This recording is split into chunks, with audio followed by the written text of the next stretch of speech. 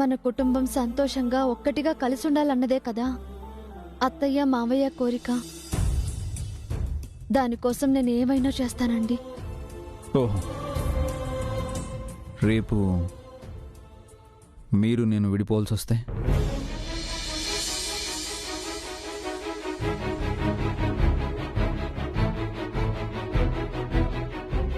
మనమెందుకు విడిపోతామండి? హారిక వాళ్ళ మదర్కి మీరిచ్చిన మాట అదే కదండి. ఐ మీన్, ఒకటి హారికని ఇంట్లో హైలైట్ చేయాలి, లేదా హారికని అక్కల్ని బయటికి పంపించాలి. అది కుదరకపోతే నాతో మీరు విడిపోవాలి. అదే కదా మీ ఒప్పందం. అంటే అది నా పర్మిషన్ లేకుండా, నాతో చెప్పకుండా అలాంటి కండిషన్కి మీరు ఎలా ఒప్పుకున్నారండి? అంతదాకా ఆలోచించలేదండి. వస్తే ఏం చేసేవారు? అది నేను ఆలోచించలేదండి. అంటే మీ మరిది చెల్లెల గురించి మాత్రమే ఆలోచిస్తారు, నా గురించి ఆలోచించరన్నమాట. అయ్యో, అలా అని కాదండి. ఇంకెప్పుడు ఇలాంటి కండిషన్స్ ఒప్పుకోకండి. మనం విడిపోవాలన్న ఆలోచన మాటల్లోనే కాదు, కలల్లో, ఊహల్లో కూడా రాకూడదు. నేను మీకు, మీరు నాకు అవసరం కాదు. మనం ఒకరికొకరం తోడు. నేను మీ పక్కనున్నాను అన్న ధైర్యం మీకుండాలి. మీరు నాకు తోడుగా ఉన్నారన్న సంతోషం నాకుండాలి. మనల్ని ఆ దేవుడే విడదీయాలని చూసినా నేను ఒప్పుకోను.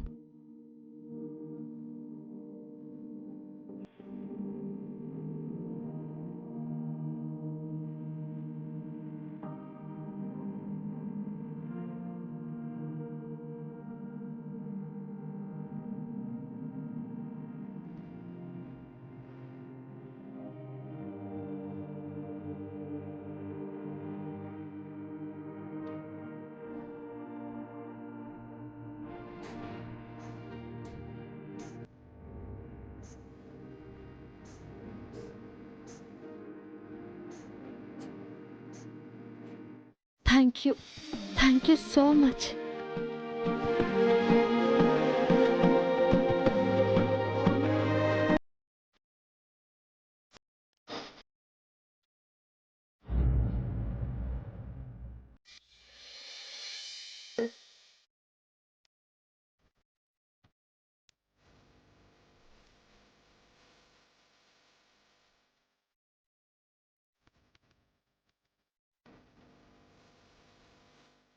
త్వరగా టిఫిన్ చెయ్యాలి, ఇప్పటికే లేట్ అయి.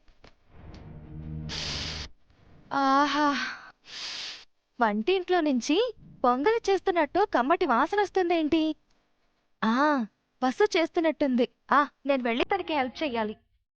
గుడ్ మార్నింగ్ అక్క.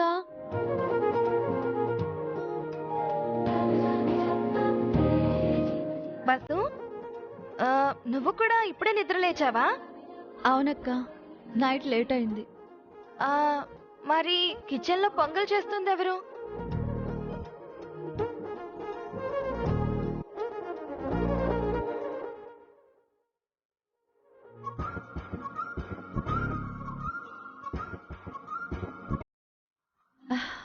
మంచి స్మెల్ వస్తుందక్క.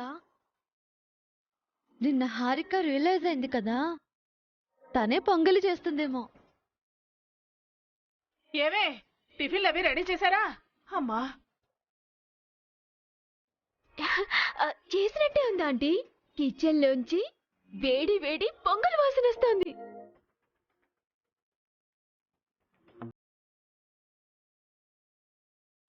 మనం చేయలేదు, వీళ్ళు చేయలేదు. మరి కిచెన్ లో పొంగల్ ఎవరు చేస్తున్నట్టక్క?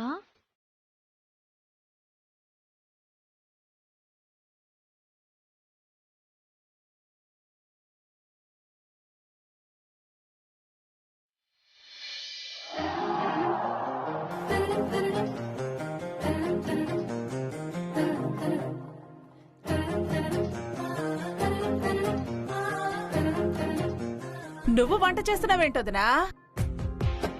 ఏ నేను చేయకూడదా?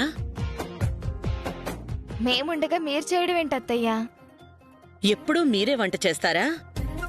అప్పుడప్పుడు నన్ను కూడా వంట చేయనివ్వండి. మీకెందుకు అత్తయ్య శ్రమ? మేముండగా మీరు కష్టపడటం ఏంటి? వంటేమైనా నాకు కొత్త వసు, అలవాటైన పనే కదా. పావని వచ్చినప్పటి నుంచి నువ్వు వంటగదిలోకి రాలేదు కదా వదినా? అమ్మో, అయితే ఈ పొంగలి ఎలా ఉంటుందో ఏంటో.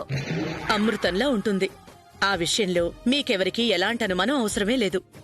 అవునత్తయ్య, మీ చేత్తో ఏం చేసినా అమృతమే. ఈ రోజు మనందరికీ అత్తయ్య చేతి వంట తినే అదృష్టం దక్కిందన్నమాట. మీరందరూ నాకొక మాట ఇవ్వాలి. ఏంటత్తయ్య? ఈ పొంగలి నేనే చేసినట్టు మీ మావయ్యకి గాని, భాస్కర్కి గాని, అభికి గాని, అఖిల్కి గాని మీరెవ్వరూ చెప్పకూడదు. ఎందుకనత్తయ్యా? పొంగల్ తిన్న తర్వాత ఇది చేసింది నేనేనని వాళ్ళు గుర్తుపట్టాలి, అందుకని. ఊరుకో వదినా, నువ్వు వంట చేసి ఎన్ని సంవత్సరాలైంది? ఇప్పుడు ఇది తిని నువ్వే చేసావని వాళ్ళెలా చెప్పగలరు? అవునత్తయ్య, వాళ్ళు మీ రెసిపీని టేస్ట్ ని ఎప్పుడూ మర్చిపోయి ఉంటారు.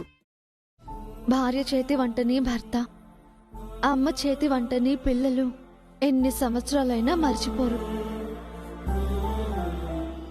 ఈ రోజు ఉదయం మధ్యాహ్నం తింది రాత్రికే మర్చిపోతున్నారు. అలాంటిది సంవత్సరాల తర్వాత తింటున్న తిండి రుచిని ఎలా గుర్తుపడతారు వదినా? గుర్తుపడతారనే నా నమ్మకం. నాకు కూడా నమ్మకం ఉందత్తయ్య. అదే చూద్దాం, వాళ్ళని పిలవండి.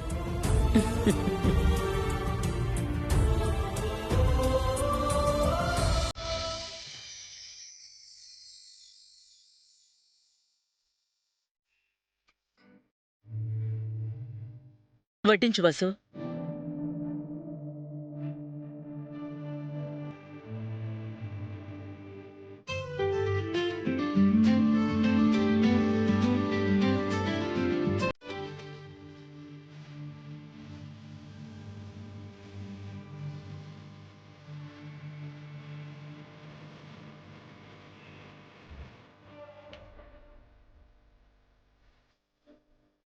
జయంతి, మీరిద్దరూ తినరా?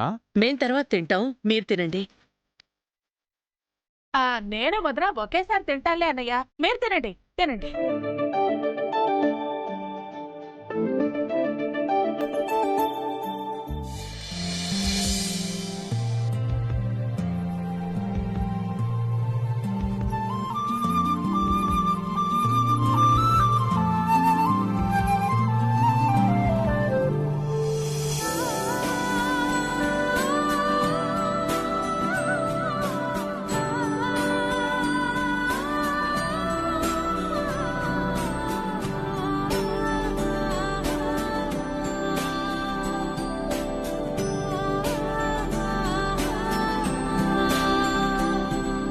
అమ్మా, ఈరోజు పొంగల్ నువ్వే చేసావు కదా?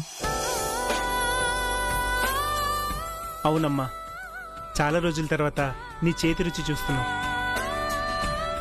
అప్పుడు ఎలా చేసావో ఇప్పుడు కూడా అలాగే చేసావమ్మా, కొంచెం కూడా టేస్ట్ మారలేదు.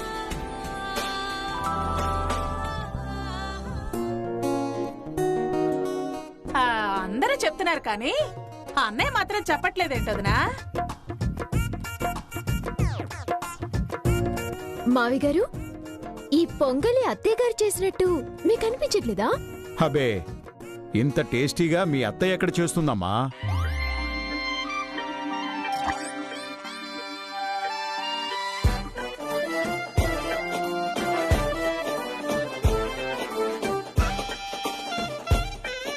ఇది పావనినో వసూనో చేసుంటారు.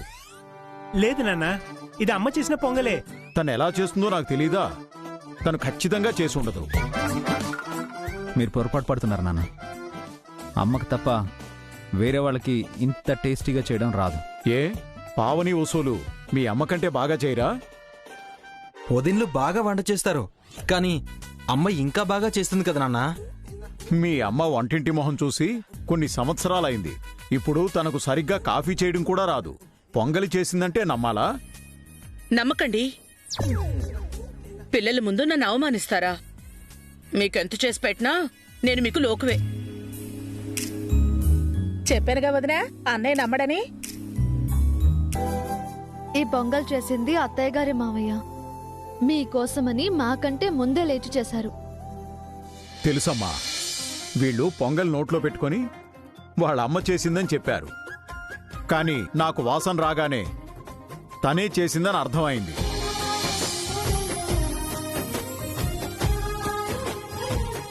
మరెందుకు ముందుగానే చెప్పలేదు? నిన్ను కాసేపు ఆట పట్టిద్దాం అనుకున్నాను.